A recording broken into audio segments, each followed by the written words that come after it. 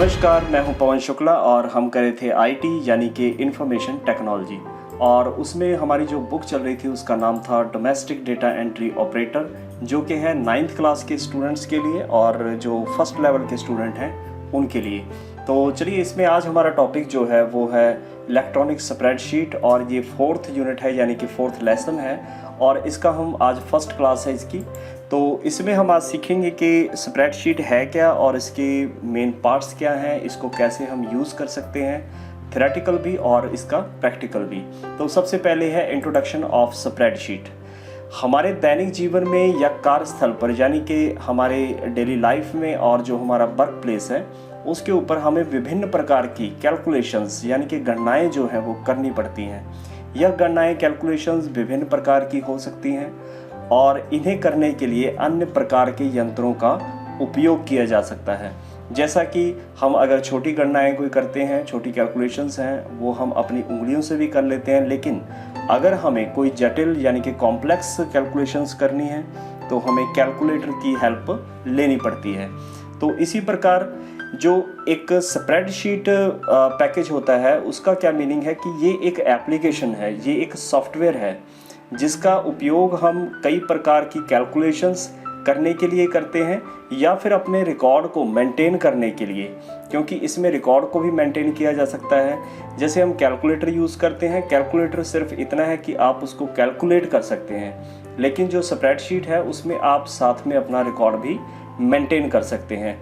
तो इसमें बहुत से फार्मूलों की लाइब्रेरीज है, काफ़ी ज़्यादा फार्मूले इसमें दिए गए हैं जिनको आप आसानी से यूज़ करके अपनी साइंटिफिक या सिंपल मैथमेटिक्स की जो कैलकुलेशंस हैं उनको आप परफॉर्म कर सकते हैं।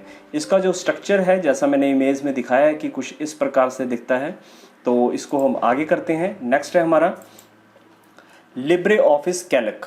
अब लिब्रे ऑफिस कैल्क क्या है, तो मैं बता दूं कि लिब्रे ऑफिस कैल्क एक स्प्रेडशीट एप्लीकेशन है जो लिब्रे ऑफिस के पैकेज में दिया गया है। जैसा कि हमने लिब्रे ऑफिस का पहले राइटर एप्लीकेशन किया था, राइटर एप्लीकेशन एक डॉक्यूमेंट तैयार करने के लिए यूज़ होता है, इसी प्रकार जो कैल्क है वो एक स्प्रेडशीट पैकेज है।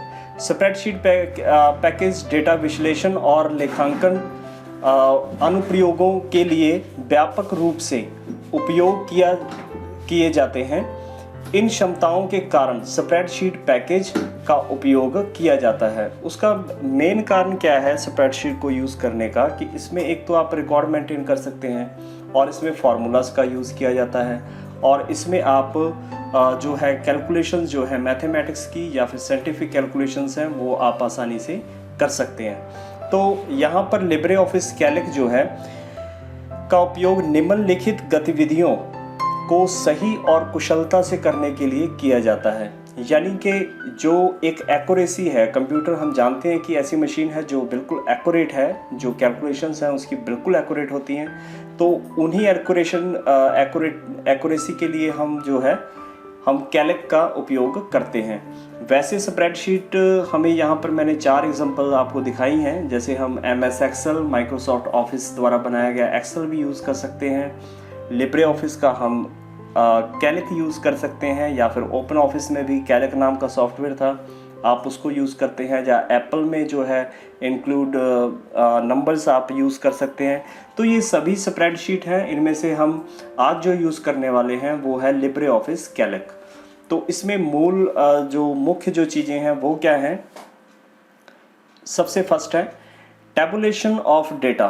टैबुलेशन ऑफ डेटा का मतलब क्या है कि हम इसमें डेटा को एक टेबल के रूप में यानी कि रो और कॉलम के रूप में स्टोर कर सकते हैं। सिंपल मैथमेटिकल कैलकुलेशंस, हम इसमें जो सरल गणनाएं हैं, जो सिंपल कैलकुलेशंस हैं, हम उनको परफॉर्म कर सकते हैं। साथ ही हम complex calculations using formula and function, हम फार्मूला का इस्तेमाल करके या फिर फंक्शंस इसमें बहुत सारे दिए गए हैं उनको यूज़ करके बड़ी आसानी से कॉम्प्लेक्स जो कैलकुलेशंस हैं, जो जटिल गणनाएं हैं, हम उनको भी परफॉर्म कर सकते हैं। नेक्स्ट है अरेंजिंग डेटा इन असेंडिंग और descending order. Ascending descending order का मीनिंग क्या है कि असेंडिंग का मीनिंग होता है कि अल्फ़ाबेटिकली हम A to Z अगर हम सॉर्ट करना चाहें, अपने डेटा को एक सीरीज़ में रखना चाहें, तो हम उसको सीधे क्रम में और उल्टे क्रम में उसको अरेंज कर सकते हैं। तो यही है असेंडिंग और डिसेंडिंग ऑर्डर।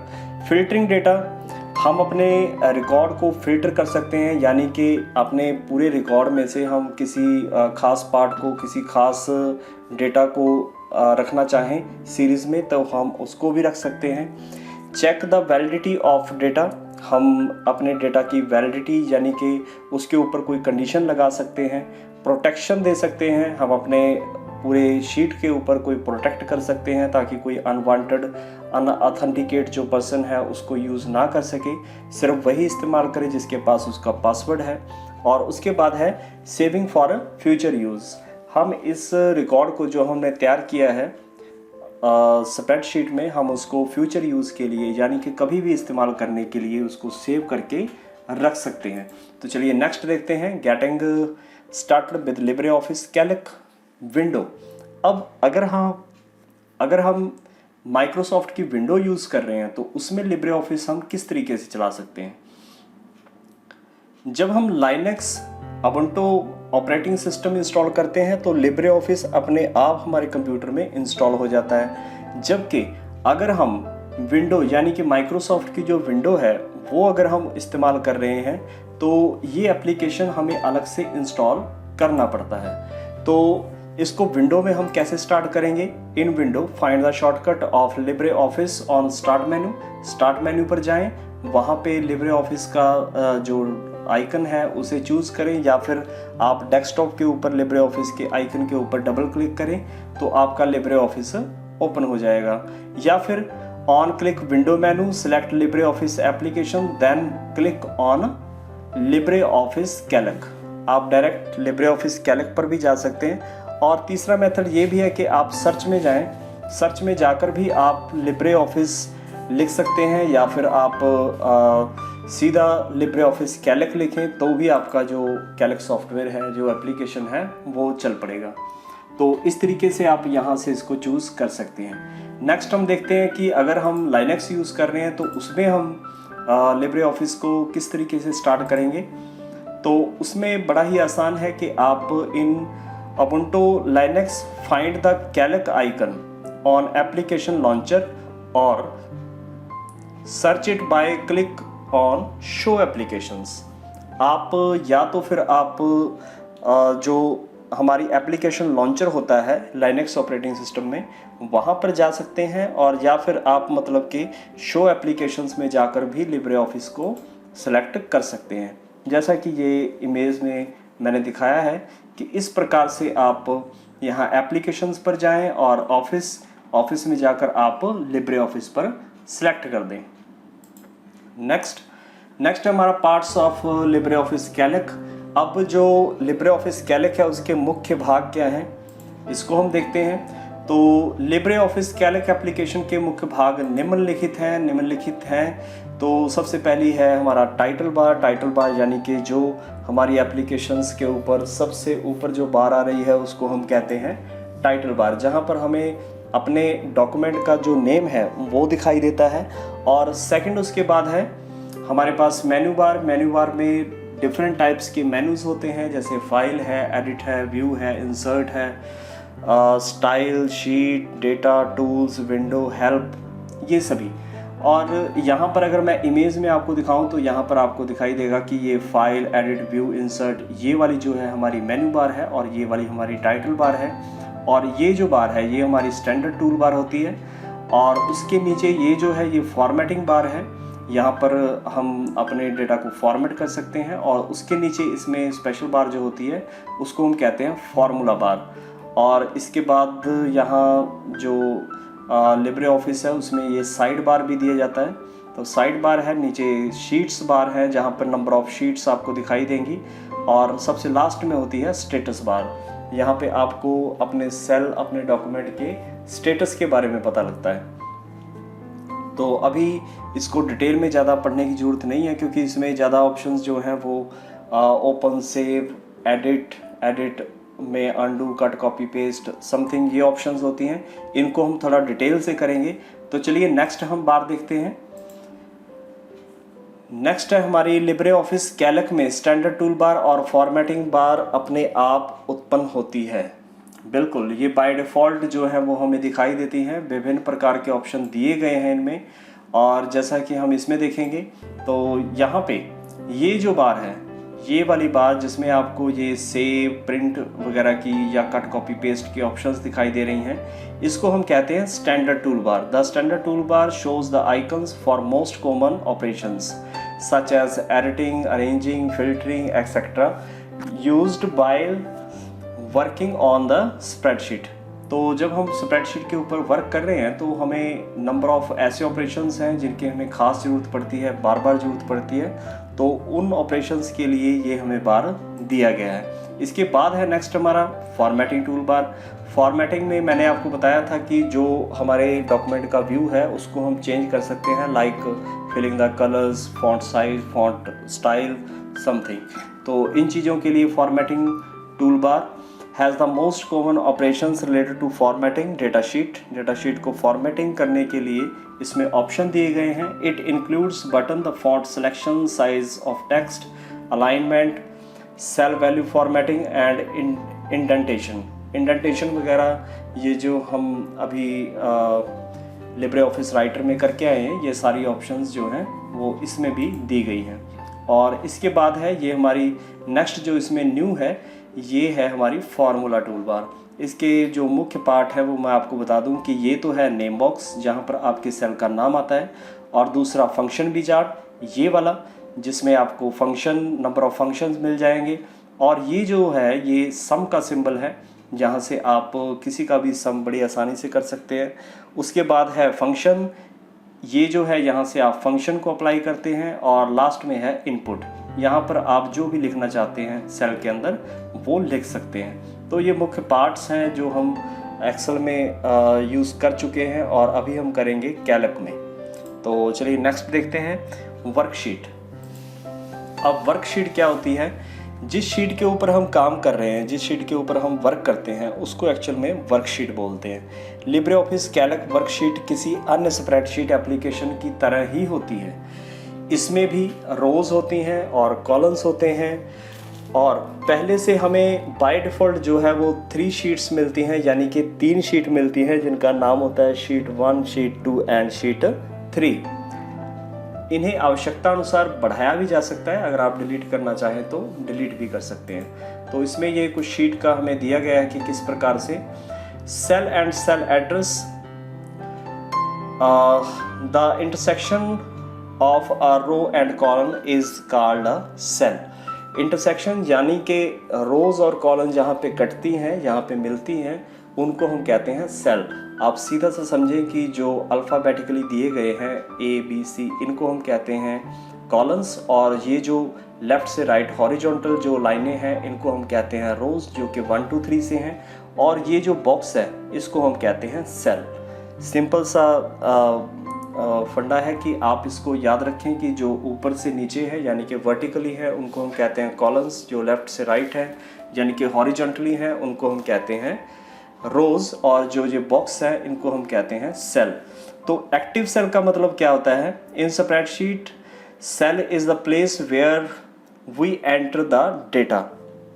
हमारा अभी एक्टिव सेल का क्या मीनिंग है कि जहाँ पर आपका कर्सर है, जहाँ पे आपका डेटा अभी फिल होगा, जहाँ पे आप लिखना चाहते हैं, उसको बेसिकली हम कहते हैं एक्टिव सेल। और एक्टिव सेल का एड्रेस क्या होता है?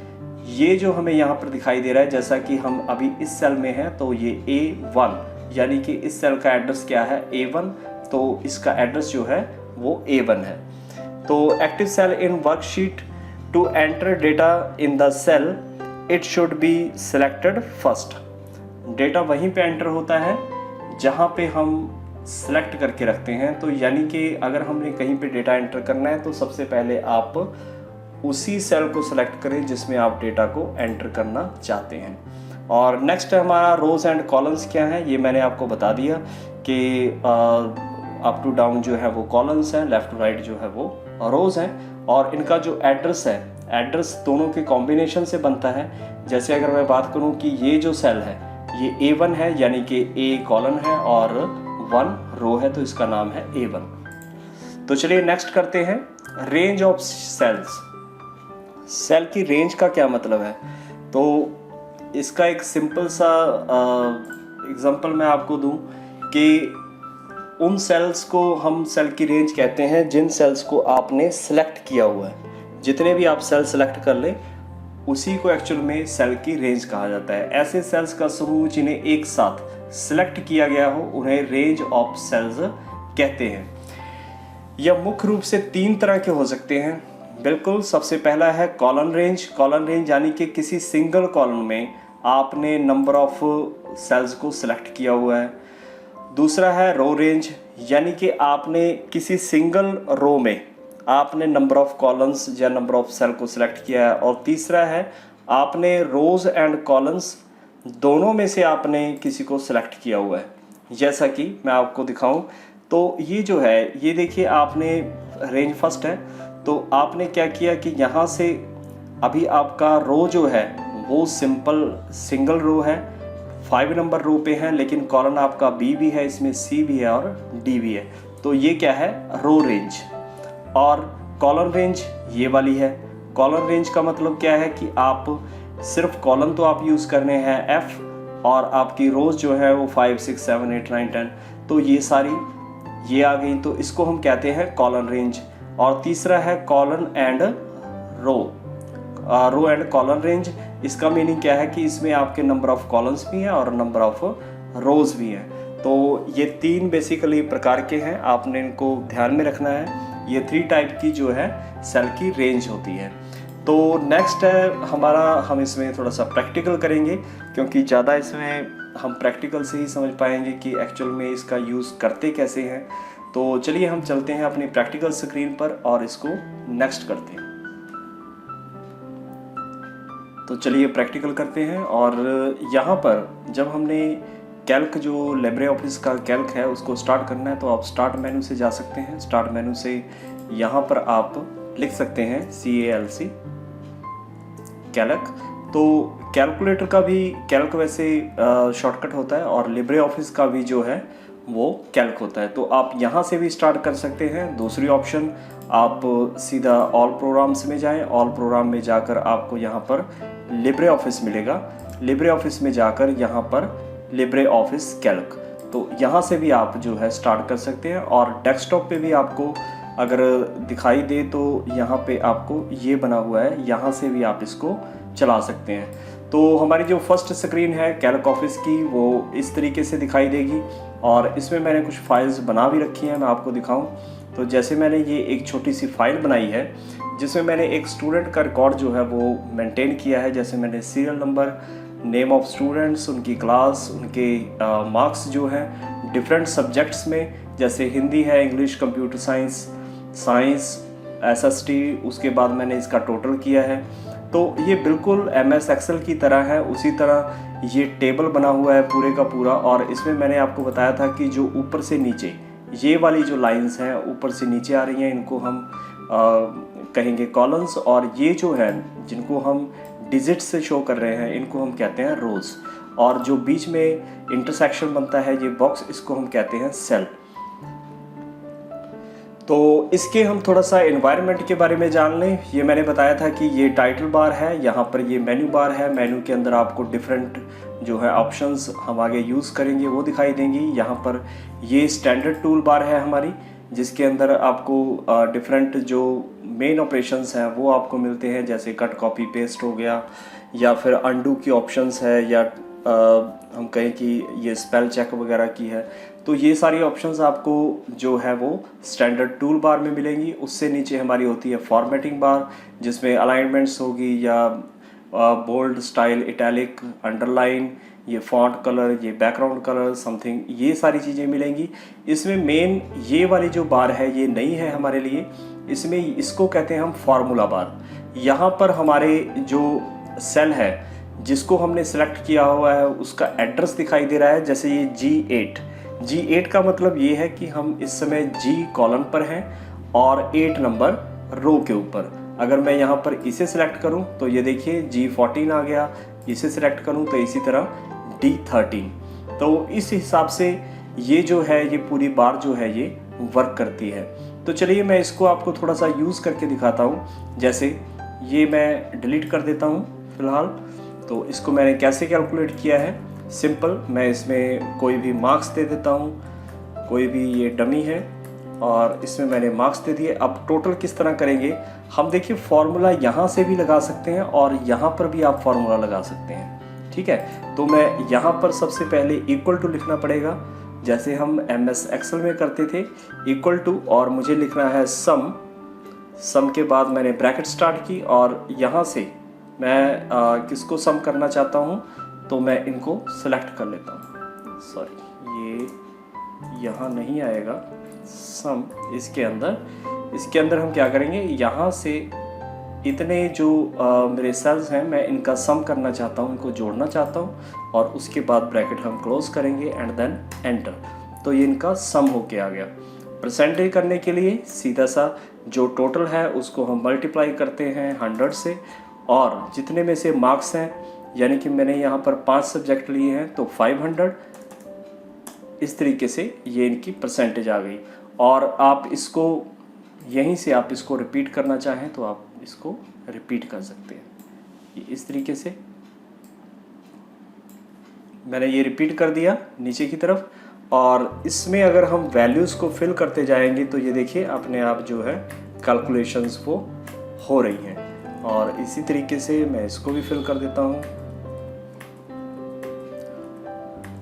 ठीक है। तो इस तरीके से हम जो है वो रिकॉर्ड को मेंटेन कर सकते हैं। अब इसमें फाइल को सेव करना है तो फाइल में जाएंगे, हम यहाँ पर जाएंगे सेव, कंट्रोल S इसका शॉर्टकट है। आप यहाँ से जाकर इसको जहाँ पर भी आप सेव करना चाहें, तो मैं यहाँ पर जैसे मैंने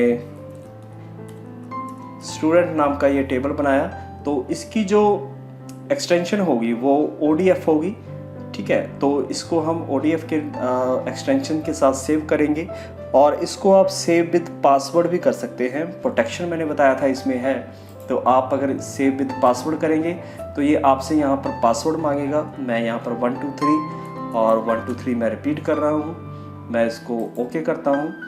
अब मैं इसको क्लोज़ करने वाला हूँ, मैं क्लोज़ करता हूँ। अपनी फ़ाइल को ओपन करने के लिए हम ओपन में जाएंगे और यहाँ पर मैंने बनाई थी स्टूडेंट नाम की फ़ाइल, तो मैं ये हमारी स्प्रेडशीट पड़ी है स्टूडेंट नाम की।